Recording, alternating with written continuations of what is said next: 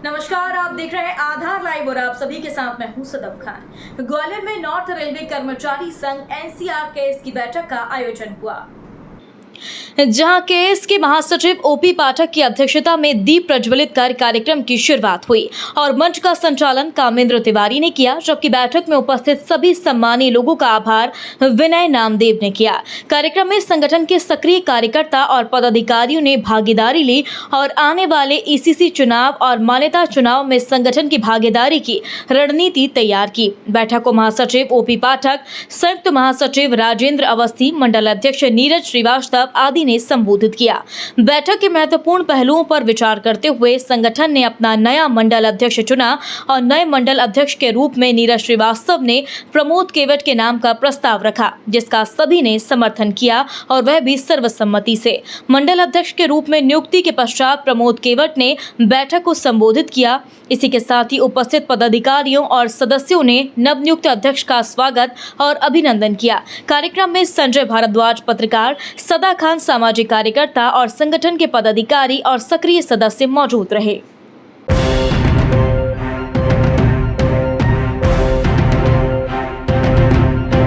नमस्कार, आधार लाइव पर आपका स्वागत है। मैं हूं संजय भारद्वाज और इस समय मैं ग्वालियर के लक्ष्मीबाई कॉलोनी में हूं, जहां पर नॉर्थ सेंट्रल रेलवे कर्मचारी संघ की एक अहम बैठक आज यहां पर हुई। और मैं आपको बता दूं कि जैसा कि अभी मुझे यहां पता पड़ा इस बैठक में कि कुछ ही दिनों के बाद, बड़े लंबे संघर्ष के बाद रेलवे में कर्मचारी संगठनों के चुनाव होने जा रहे हैं। इसको लेकर के नॉर्थ सेंट्रल रेलवे कर्मचारी संघ की एक अहम बैठक यहाँ पर हुई।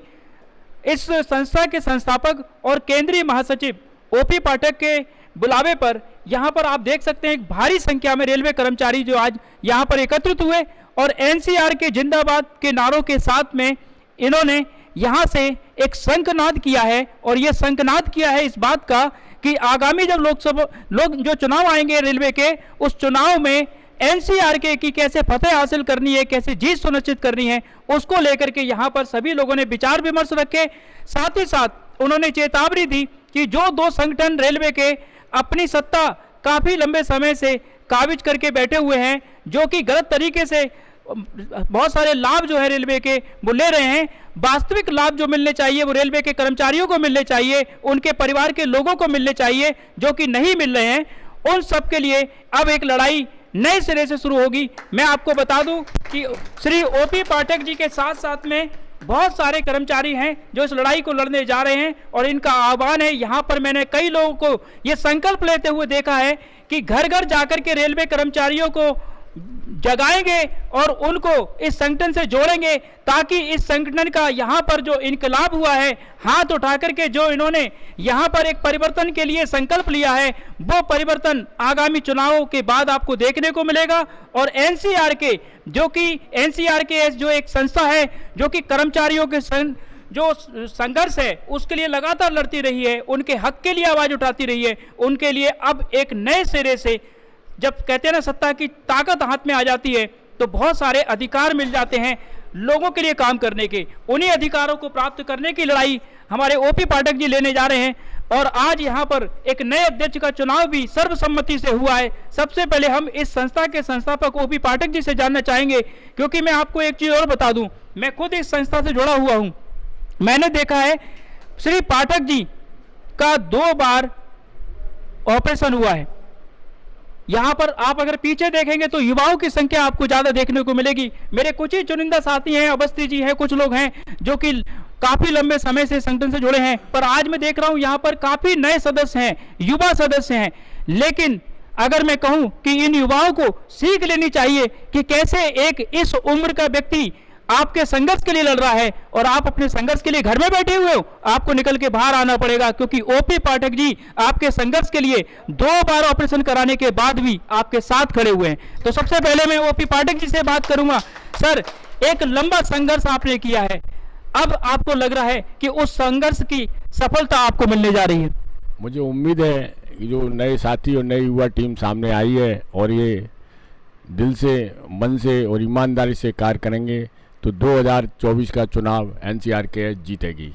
ये पाठक पूरा विश्वास के साथ है।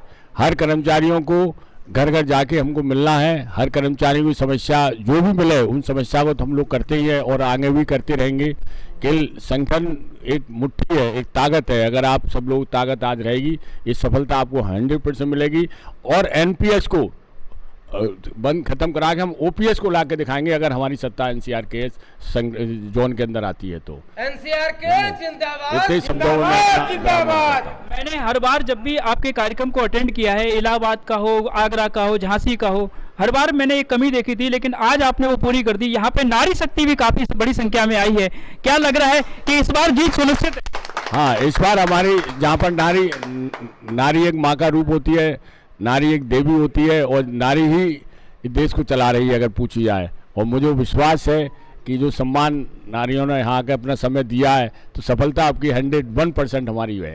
अवस्थी जी क्या कहेंगे?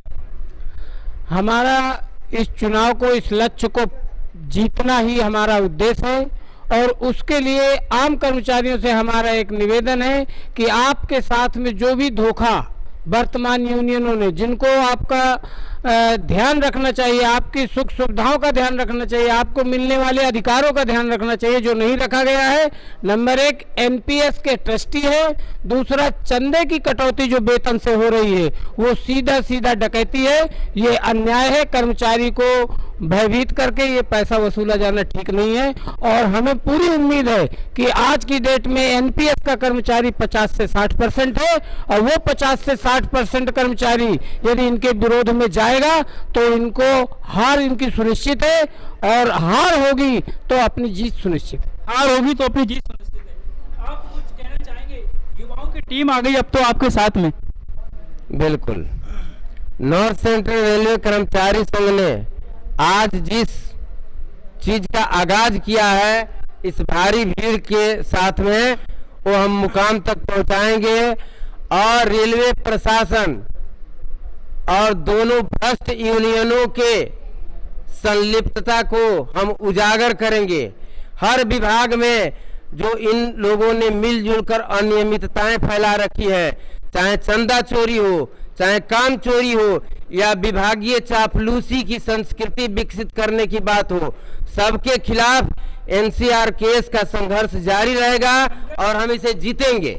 संघर्ष जारी रहेगा और हम इसे जीतेंगे। और इसी जीत के लिए एक नायक को चुना गया है कि इनके नेतृत्व में अब संगठन कैसे आगे बढ़ेगा। मैं देख रहा हूं पहली मीटिंग में आपने काफी प्रयास किया और आपके प्रयास में देख रहा हूं काफी सार्थक भी हुए हैं। इतनी सारी युवाओं की टीम आप लेकर के आए हैं, अब इससे बड़ा क्या विचार आपके मन में आ रहा है? सबसे पहले तो आपको बहुत बहुत बधाई क्योंकि आप आज आपको अध्यक्ष चुना गया। आपको भी बहुत बहुत बधाई और मेरे सभी साथियों बहनों को और संगठन को बहुत बहुत बधाई। और मैं संगठन के महत्वपूर्ण पदाधिकारी हमारे ओपी पाठक जी, माननीय अवस्थी जी, तिवारी जी, श्रीवास्तव जी, विनय जी हमारे, और जिनको मैं नाम नहीं ले पाया हूँ, उन सभी का मैं आभार व्यक्त करना चाहता हूँ और हमेशा कृतज्ञ रहूँगा इस बात के लिए कि उन्होंने इतनी बड़ी महत्वपूर्ण जिम्मेवारी मेरे कंधों पर डाल दी है। और जिम्मेवारी लेना कोई बड़ी बात नहीं होती, लेकिन उस पर खरे उतर पाना ये बड़ा महत्वपूर्ण विषय रहता है। तो मेरा ये प्रयास रहेगा और हमारी ईश्वर से प्रार्थना रहेगी कि आप सबका साथ रहेगा, मार्गदर्शन रहेगा। तो मैं निश्चित तौर से हम लोग जो हमारे माननीय पाठक जी और इन सभी लोग पिछले 2005 से लेके कर्मचारियों की जो आवाज़ को उठा रहे हैं हर तरीके से, जैसे अभी तिवारी जी ने कहा कि चंदा चोरी हो, चाहे काम चोरी हो, चाहे विभाग ना सुन रहा हो, और भी तमाम ऐसी परेशानियां जो हम दिन प्रतिदिन देखते हैं विभागों में कि कर्मचारियों का जितना शोषण होता है, इतनी सारी वेलफेयर स्कीम होती हैं लेकिन उनको एक नहीं मिल पाता है। चाहे आप किसी की भी बात कर लो, चाहे कमरों की बात करो, रेल आवास कर्मचारियों को उपलब्ध कराए जाते हैं लेकिन सुविधाओं के नाम पे कुछ नहीं होता है। बहुत सारी ऐसी अनियमितताएं हैं और कहो तो सुनते नहीं है, जबकि जो निर्धारित उसका जो आता है एचआरए वो काट लिया जाता है, बिल भी पे करते फिर भी सुविधाएं नहीं मिलती हैं। सबकी लड़ाई नए सिरे से। बिल्कुल, हम लोगों के पास अब कल से ही हम लोग, अभी तो रात होने वाली है, नहीं तो आज से ही हम चले जाते, लेकिन कल सुबह का सूरज निकलेगा और हम लोग कर्मचारियों के घर घर जाके उनकी समस्याओं को देखेंगे, उनको सुनेंगे, लिखेंगे, प्रशासन को अवगत कराएंगे और अगर उन्हें नहीं सुना तो उनका घेराव कर देंगे। बहुत अच्छी बात है, आप भी इस टीम का हिस्सा हैं। थोड़ा सा कम शब्दों में मुझे बताइए कि एक बहुत बड़ा क्षेत्र आपके संगठन के नीचे आता है, इलाहाबाद से लेकर के टूंडला तक का हिस्सा आपके उसमें आता है। कैसे लोगों को जोड़ेंगे? बहुत सारे कर्मचारी हैं, कैसे पहुंचेंगे? क्या योजना बनाई? हम लोग बराबर सबसे संपर्क कर रहे हैं। आज का सोशल मीडिया एवं जनसंपर्क अभियान करके हम सबसे संपर्क करके हम लोग अपना पदाधिकारियों का चुनाव कर रहे हैं। बूथ अध्यक्ष, शाखा अध्यक्ष, शाखा पदाधिकारी चुन करके हम लोग उन लोगों के साथ में संपर्क बनाकर संगठन को मजबूत कर रहे हैं। संगठन को मजबूत करेंगे। और एक महिला जो कि ग्वालियर में जानी जाती हैं, एक प्रतीक हैं महिलाओं के हक के लड़ने के लिए। हमारे साथ में कई बार इनका आपने इंटरव्यू भी देखा हो, कई बार इनकी बात भी हमने रखी है। आज फिर एक मंच पर हैं, क्या बधाई देना चाहिए? हाँ, प्रमोद भाई को मैं बहुत बहुत बधाई देना चाहूँगी कि उन्होंने मुझे ऐसे प्रोग्राम में आमंत्रित किया जो मुझे बहुत कुछ सीखने का और लोगों के जो भला मैं करती चली आ रही हूँ। ऐसे भलाई और ऐसे कर्मचारी जो हैं जो सबके बारे में सोचते हैं और समझते हैं और उनको न्याय दिलाने की बात करते हैं, तो मैं जितने भी पदाधिकारी हैं उनको सबको बहुत बहुत बधाई देती हूँ और धन्यवाद देती हूँ कि ऐसे ही लोग कड़ी से कड़ी मजबूत होकर अपने शाखा को मजबूत करें और लोगों को न्याय के लिए प्रेरित करें। धन्यवाद।